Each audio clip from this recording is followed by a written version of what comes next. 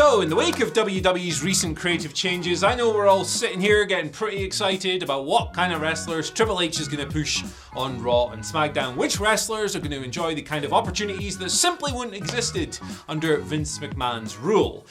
That's one side of the equation with these changes. The other is that there's a sizable horde of Vince McMahon guys, if you will, people that were strongly pushed under the previous regime who are probably not going to experience the same fortunes under Triple H. These are two different people with two different creative visions, and inevitably some people are going to suffer. Now, before we get into this, I'm not saying these people are going to get fired or anything over the top like that. That'd be really weird. Just that the roles are going to change. They're going to get shuffled around, maybe moved over here instead of over here. You get the point.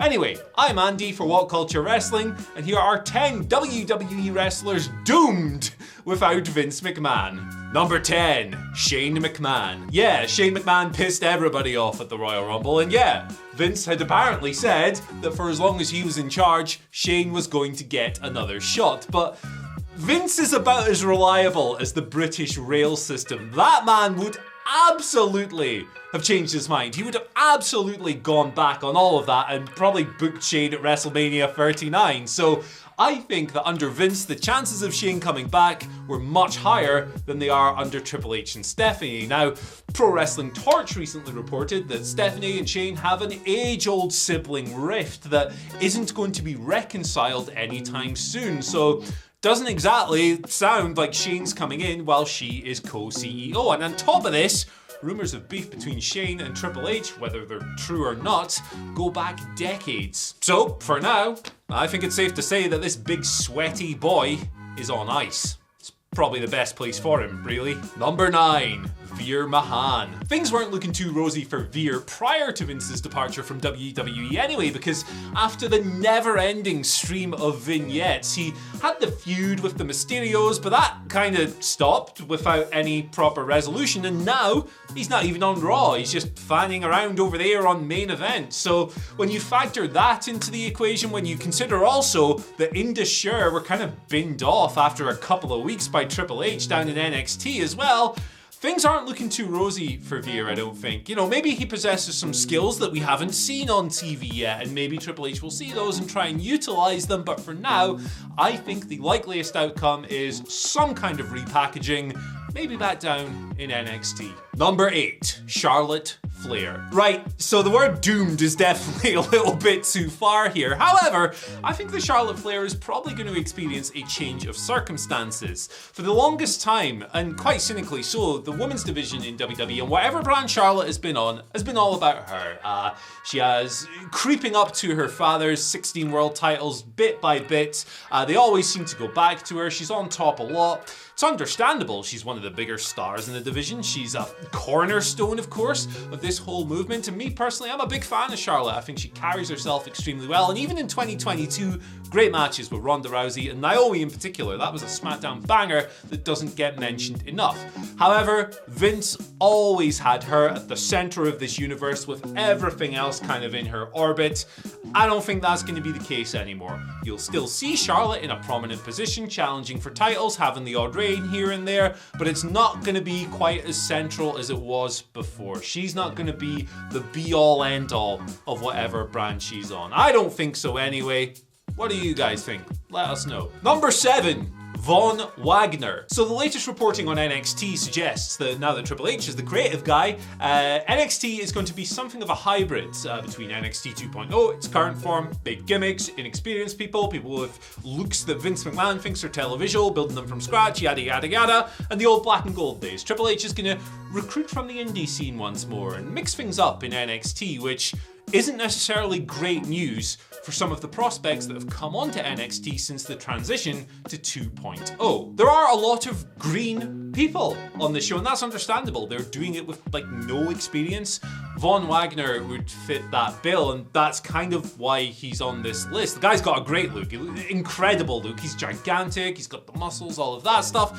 But he hasn't really improved a great deal, being kind to the guy. In 11 months on television, he still looks lost whenever the camera's in his face. You know, the work isn't quite there. He's been given this mouthpiece and Mr. Stone, and yet he still hasn't found the menace required of his role as a monster heel. It's like 75% of that roster, really. The guy just isn't TV ready, and I think that he would be served well by heading back to the Performance Center. He's there right now, obviously, but taking a little time off TV, sharpening those skills, and bringing him back once things were a little tighter. Number 6, Reggie. This one is really simple. We've had 2 Raws under Triple H's reign so far.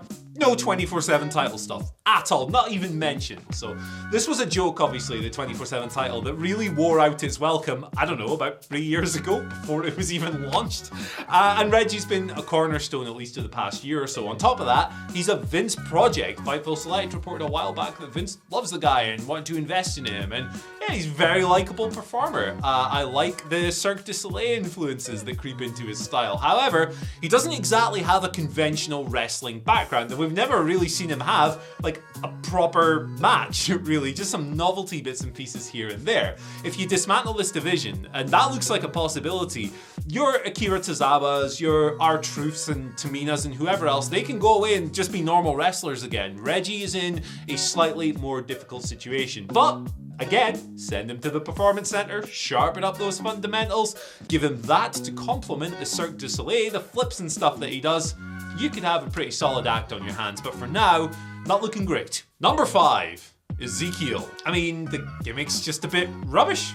It's a bit one note, isn't it? It's not necessarily something you would think that Triple H is going to be all the way into, so kind of hard to see him having this incredible future on Raw or SmackDown with Triple H at the helm. And Kevin Owens really did some great job, some great work across the board making this thing entertaining and endearing, but when he's not paired up with such an electric TV presence like KO, what do you do with a one-note gimmick like Ezekiel? You know, Elias was always more interesting when written by Vince on the main roster than when written by Triple H in NXT.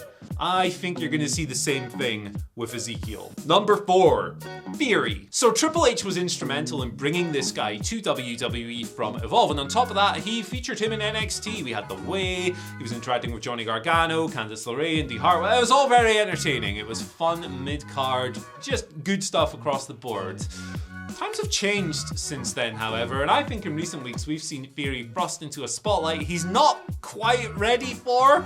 I think it's fair to say, look, never write off a wrestler at 24 years old. That's far too young. He's got decades in this sport ahead of him. At the same time, WWE have completely geeked him out since he won the Money in the Bank briefcase. And while Theory is demonstrably quite good at a lot of things, he's not really exceptional at everything. Triple H has got a good eye for talent, and maybe someday the rocket push will be entirely appropriate. That time isn't now. I think that with the way things have gone, he's probably losing that briefcase, and probably losing it quite soon. Number 3. Omos. I mean, look, we've been making the joke from the day Omos was signed by WWE, saying as soon as Vince McMahon lays eyes on Omos, he's going to the main roster, and look what happened, right? 7'3", he's gigantic, he's a classic old school giant who, you know, works that style. He's quite slow, he's quite lumbering.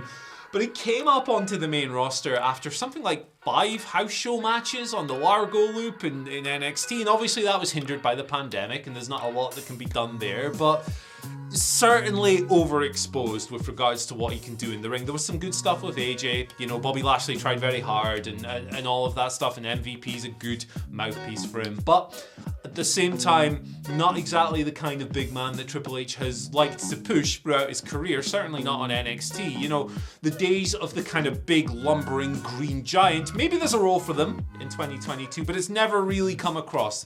We're used to more athletic big guys these days, guys who have a few more tools in their toolbox. Where else would you keep a tool, Andy, you tool? Either way, I think that Omos is probably not going to receive the same kind of spotlight under Triple H as he did Vince, because I don't think Triple H is as obsessed with guys who are just basically really massive. Number 2. Goldberg. So Goldberg actually fulfilled the last obliged match, obligated, whatever that word is, on his WWE contract earlier this year. He says he's primed and ready for a comeback, but I don't know about that one, Billy boy. For ages, Goldberg has been Vince McMahon's kind of in case of emergency break glass option. He knows that these part-timers from previous eras are going to attract more interest than the full-time stars he had failed to build. I reckon that under Triple H you're going to see more of a concerted effort at building stars to that level, to the point that you don't need to call a Goldberg because you got nobody to headline the blooming pay-per-view. Premium live event. I'm sorry, I'm still not used to that. It's been 7 months. That's on me. Either way, with no more matches like legally written into his paper, with none of that on the board, I think, well, I'll just say it.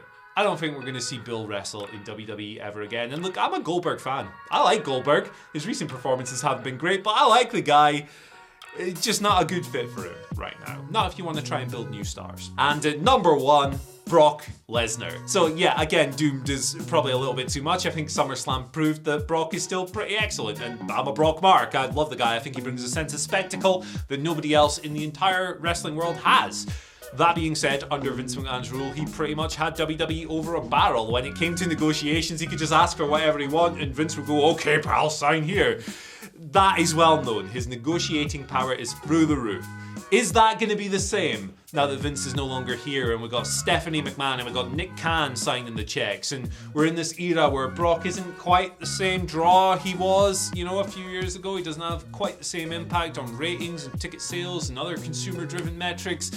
I don't think he's going to have that same level of power. And after the report that he walked out before returning to SmackDown upon learning of Vince's resignation, that he left the building and went, if he's gone, I'm gone, I think that Brock knows his position has probably been weakened a little bit as well. So be interesting to follow. Certainly hope we haven't seen the last of him, but yeah, maybe he's not going to rule the roost when it comes to salary and, you know, not being on the wellness policy and having a really nice schedule and all of that stuff. But hey, anyway, let me know what you guys think in the comment section below. Who do you think is going to suffer that was previously being pushed by Vince McMahon, but Triple H is going to look at and go, ha, no. Anyway, yeah, cool. Like, share, subscribe, all that stuff. Follow us on Twitter at WhatCultureWWE. Follow me on Twitter at Andy H. Murray. The H stands for H.